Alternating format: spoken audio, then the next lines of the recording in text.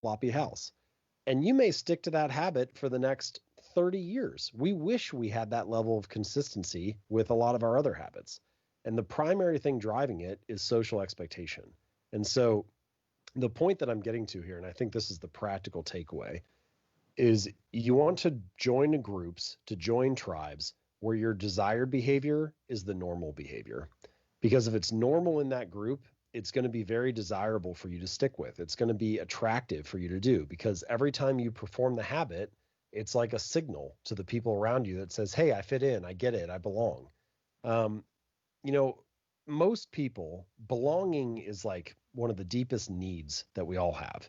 And most people, if they have to choose between, I get to have the habits that I want, but I'm outcast, I don't fit in, I'm not really part of anything, I'm alone, or I have habits that I don't really love, but I get to belong, I'm part of the tribe, most people will choose belonging over loneliness. The desire to belong overpowers the desire to improve. And ultimately, the good news is you don't actually have to choose. It doesn't have to be one or the other. You can find a tribe or create a tribe where your desired behavior is the normal behavior. And I think that that is one of the most powerful ways to get a habit to stick for the long run. If you really want to establish it, you need to develop friendships and ties and community and belonging with other people who that is their norm. And when that's the case, it's going to seem really natural and attractive for you to stick with those behaviors in the long run. I love it. And Sham Jeff, I hope that answers your question. And I hope the concept of leaving not being an option, I don't want to take this for granted. I jested that I don't, if you're a prisoner somewhere or you're locked in, like, the hope is that you shift your circumstances such that leaving is an option, or that changing your behavior, or what the things that you can change within that structure, you do change. Just, be careful. The words that you say to yourself are the most important words in the world. So, Kelly Graves, just another shout out here, is Game Changer. I've been listening to it on Audible a bunch of times, and I finally just ordered my print copy. So again, I'm, I feel woefully inadequate to help the community here, because there's way too many questions for us, especially with the time that we've got allowed. So I want to dig in a little bit further on this social aspect, because you talked about it as the thing that you underestimated when you wrote the book. I've got it open for those curious. It's chapter 9, The Role the Family and Friends Play, page 113. We've had a couple of questions about it. You shared early on, before we actually went live, that was the thing that you'd seen. Is the context, is that a good word for it? Like your social context, like environmental context, is that a good word for it? And in order to make the concept as big as possible, and how much of that is it just make it easier, or is it required in order to make change? Okay, so first of all, on the terminology, yeah, I think context is a good word. I use either environment or context, but I think a fun way to define a habit is that it's a behavior that is tied to a particular context. It's a repeated action that tends to arise in the same circumstances or situations. So context is definitely a good word. As far as is it required or not, I think the short answer is no, it's not required. I go over 4 laws of behavior change in the book, and I say, like, you don't have to have all of these things working for you. It is possible to build a habit without them, but the social context, or the social environment in particular, is very hard to swim upstream for a long time. You can do it maybe for a little bit. You might be able to overpower your environment for a week or a day or a month maybe. But at some point, the environment wins. It's kind of like a form of gravity that's just pulling you towards that behavioral center. And if that center is off from what you want to achieve, in the long run, it's really hard to beat it. I mean, like, I take a physical environment example. I have a home office, so if I go down to the kitchen, there's a plate of cookies on the counter. I may not eat them the first time I go in. I may not eat them the 4th time. I may not eat them the 7th time, but at some point, I'm going to eat them. And, the real way to win that battle is to get rid of them, to not have them there, to change the design of the environment. The phrase that I like when thinking about this is structure determines behavior. Structure determines behavior. So let's say that you go back to your house or walk to your apartment.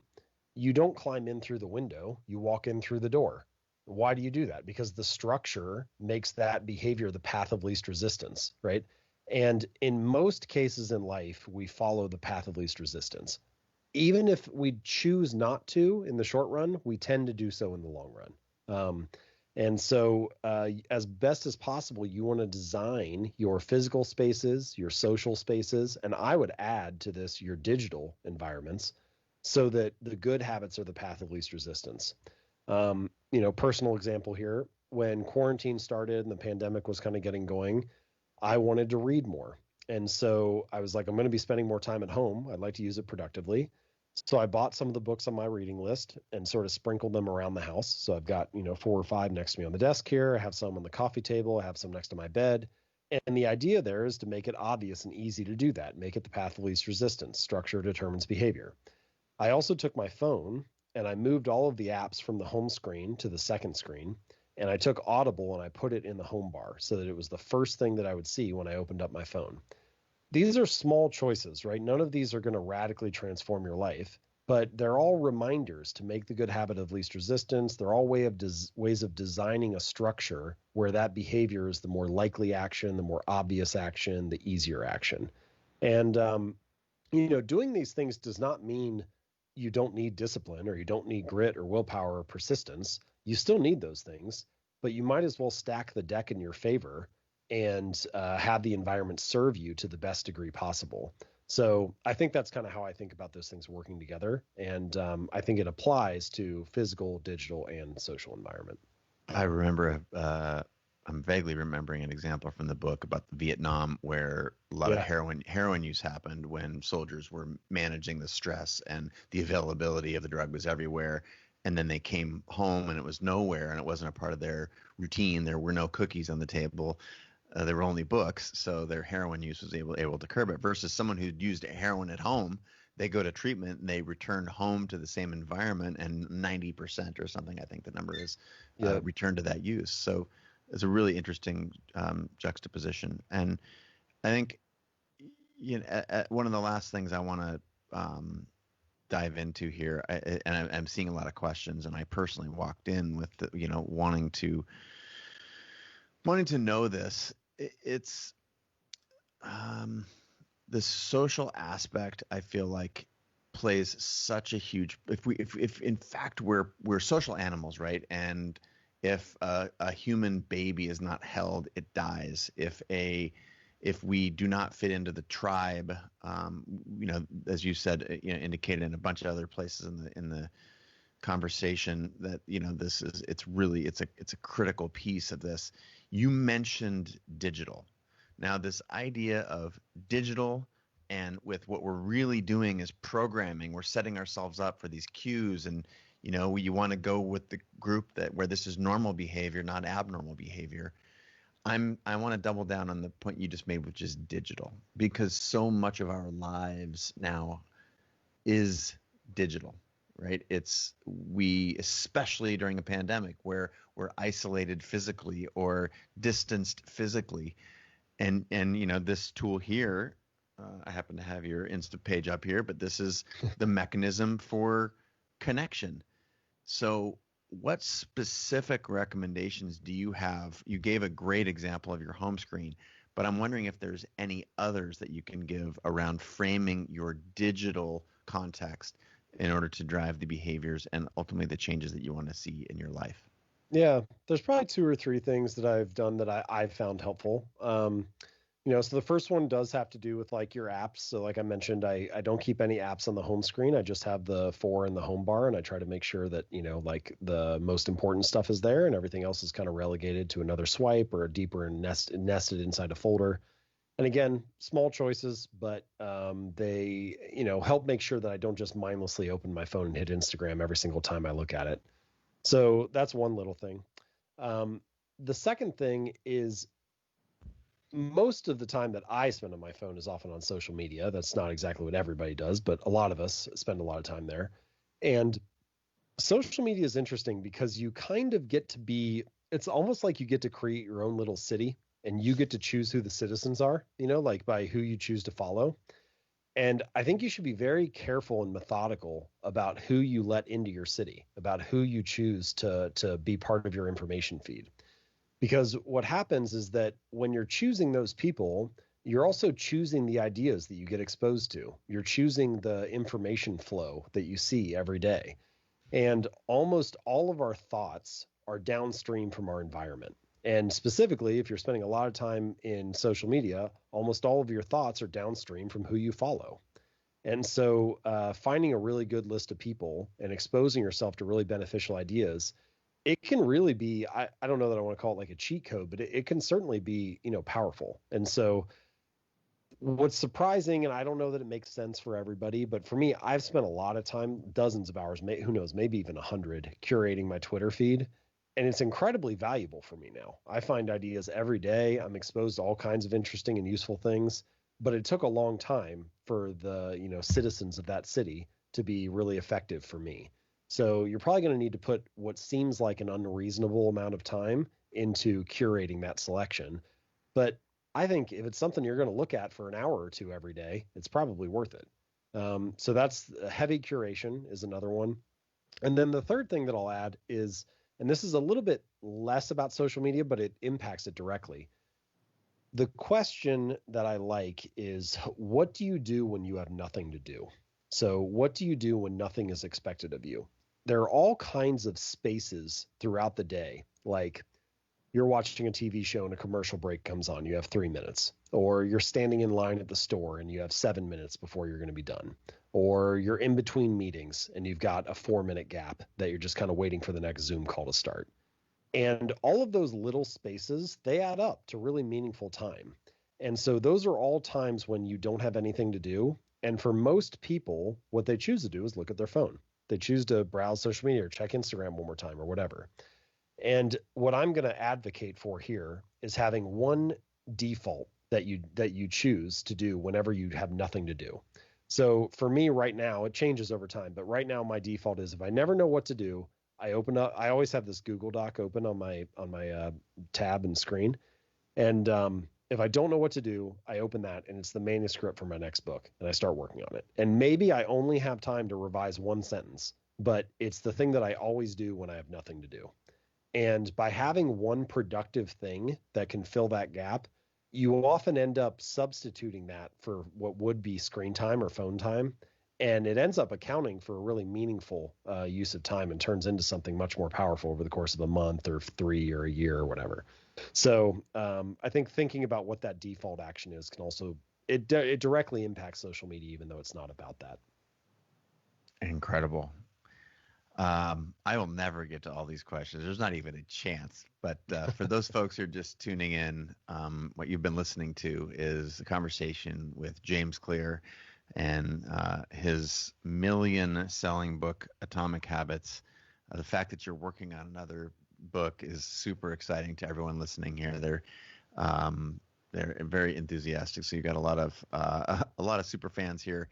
My last question, James, before we go is there anything that you are working on that you haven't talked about a lot publicly that you are able to share with us today? Either a thing like the book, and can you add a little more context to the book, or personally, something that is curious, that you're curious about, an area where you're disproportionately investing? This is my cheat code, if you will, to see around the corner just a little bit, or to help the people watching and listening do so.